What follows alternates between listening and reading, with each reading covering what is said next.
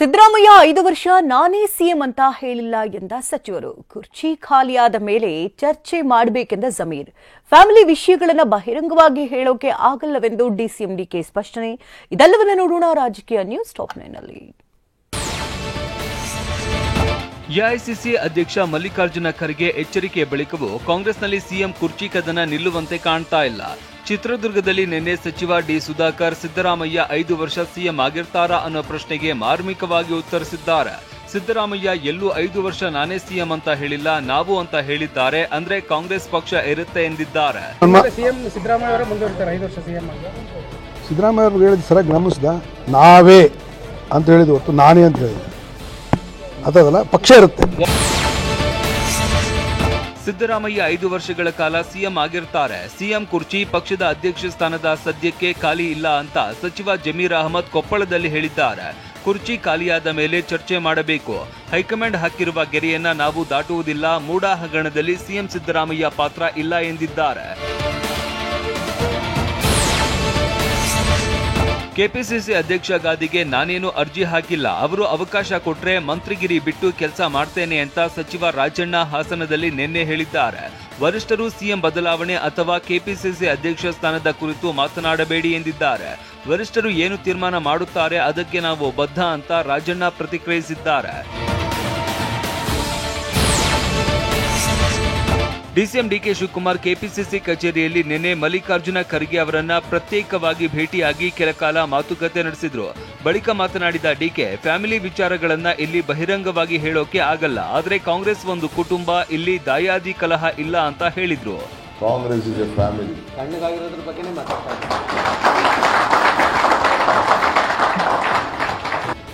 Nothing chief minister ಅಲ್ಲೇ ಹೇಳಿದ್ದಾರೆ, ತೆರೆ ಮರೆ ಎಲ್ಲ ಕಂಪ್ಲೀಟ್ ಸ್ಕ್ರೀನ್ ಎಲ್ಲ ಎಳೆದು ಓಪನ್ ಮಾಡಿ ನಿಮ್ಮ ಮುಂದೆ ಇಟ್ಬಿಟ್ಟಿದ್ದಾರೆ. ಶ್ರೀರಾಮುಲು ಎಸ್ಟಿ ಸಮುದಾಯದ ಪ್ರಭಾವಿ ನಾಯಕ. ಅವರು ಕಾಂಗ್ರೆಸ್ ಪಕ್ಷಕ್ಕೆ ಬಂದರೆ ನಮ್ಮ ಪಕ್ಷ ಶಕ್ತಿ ಹೆಚ್ಚಾಗುತ್ತೆ ಅಂತ ಸಚಿವ ರಾಜಣ್ಣ ಅಭಿಪ್ರಾಯಪಟ್ಟಿದ್ದಾರೆ. ಸತೀಶ್ ಜಾರಕಿಹೊಳಿ ಪ್ರಭಾವ ತಗ್ಗಿಸುವುದಕ್ಕೆ ರಾಮುಲರನ್ನ ಕಾಂಗ್ರೆಸ್ಗೆ ಆಹ್ವಾನಿಸಲಾಗಿದೆ ಎಂಬ ವಿಚಾರ ಸುಳ್ಳು ಅಂತ ರಾಜಣ್ಣ ಪ್ರತಿಕ್ರಿಯಿಸಿದ್ದಾರೆ. ಅವರೇನಾದರೂ ಶ್ರೀರಾಮುಲು ಅವರು ಸ್ವಯಂ ಆಗಿ ಕಾಂಗ್ರೆಸ್ ಪಕ್ಷಕ್ಕೆ ನಾನು ಕಾಂಗ್ರೆಸ್ಸಿನ ಸಿದ್ಧಾಂತಗಳನ್ನು ಒಪ್ಪಿ ಪಕ್ಷಕ್ಕೆ ಬರ್ತೇನೆ ಅಂತ ಅವ್ರು ತೀರ್ಮಾನ ಮಾಡಿದ್ರೆ ನಮ್ಮ ಪಕ್ಷದಲ್ಲಿರ್ತಕ್ಕಂಥ ಏನು ಎಸ್ ಟಿ ಮುಖಂಡರುಗಳು ಯಾರೂ ಅವ್ರಿಗೆ ವಿರೋಧ ಇಲ್ಲ. ಸಿದ್ದರಾಮಯ್ಯ ಅಧಿಕಾರಕ್ಕೆ ಬಂದಾಗಲೆಲ್ಲ ಅರಮನೆ ಆಸ್ತಿ ಮೇಲೆ ಕಣ್ಣು ಹಾಕ್ತಾರೆ ಅಂತ ವಿಪಕ್ಷ ನಾಯಕ ಆರ್ ಅಶೋಕ್ ವಾಗ್ದಾಳಿ ನಡೆಸಿದ್ದಾರೆ. ಮೈಸೂರು ಅರಸರು ಕರ್ನಾಟಕಕ್ಕೆ ಸೇವೆ ಮಾಡಿದ್ದಾರೆ. ಮೈಸೂರು ರಾಜರಿಗೆ ತೊಂದರೆ ಕೊಟ್ಟರೆ ಸಿದ್ದರಾಮಯ್ಯಗೆ ನೆಮ್ಮದಿ ಸಿಗುತ್ತೆ. ಹೀಗಾಗಿ ಟಾರ್ಗೆಟ್ ರಾಜಕಾರಣ ಮಾಡ್ತಾ ಇದ್ದಾರೆ ಅಂತ ಆರ್ ಅಶೋಕ್ ಆರೋಪಿಸಿದ್ದಾರೆ. ಸಂವಿಧಾನವನ್ನ ದುರ್ಬಳಕೆ ಮಾಡಿಕೊಂಡಿದ್ದು ಕಾಂಗ್ರೆಸ್ ಪಕ್ಷ. ಇಂದು ಅವರೇ ಸಂವಿಧಾನದ ಪುಸ್ತಕ ಹಿಡಿದು ಓಡಾಡ್ತಾ ಇದ್ದಾರೆ ಅಂತ ಎಂಎಲ್ಸಿ ಸಿಟಿ ರವಿ ಆಕ್ರೋಶ ಹೊರಹಾಕಿದ್ದಾರೆ. ಮಹಾತ್ಮ ಗಾಂಧಿ ಕಾಂಗ್ರೆಸ್ ವಿಸರ್ಜನೆ ಮಾಡಿ ಅಂತ ಹೇಳಿದ್ರು.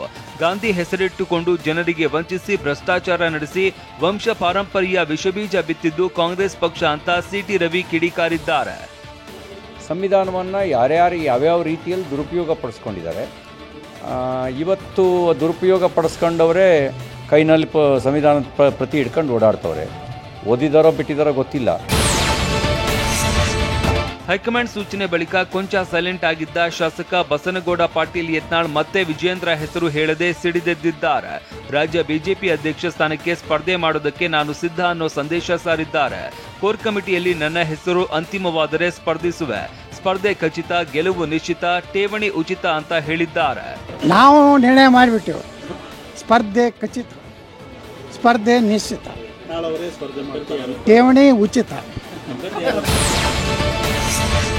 ವಕ್ಫ್ನಿಂದ ರೈತರ ಭೂಮಿ ಕಬಳಿಕೆ ಆರೋಪಕ್ಕೆ ಸಚಿವ ಜಮೀರ್ ಅಹಮದ್ ಕೊಪ್ಪಳದಲ್ಲಿ ಮಾತನಾಡಿದ್ದು, ನನ್ನ ಮಕ್ಕಳು ಮೊಮ್ಮಕ್ಕಳ ಮೇಲೆ ಆಣೆ ಮಾಡಿ ಹೇಳುತ್ತೇನೆ, ಯಾವತ್ತೂ ಜಾತಿಯ ರಾಜಕಾರಣ ಮಾಡಿಲ್ಲ. ಜಾತಿ ಮಾಡಿದ್ರೆ ನಿರ್ನಾಮ ಆಗ್ತೇನೆ ಅಂತ ಹೇಳಿದ್ದಾರೆ.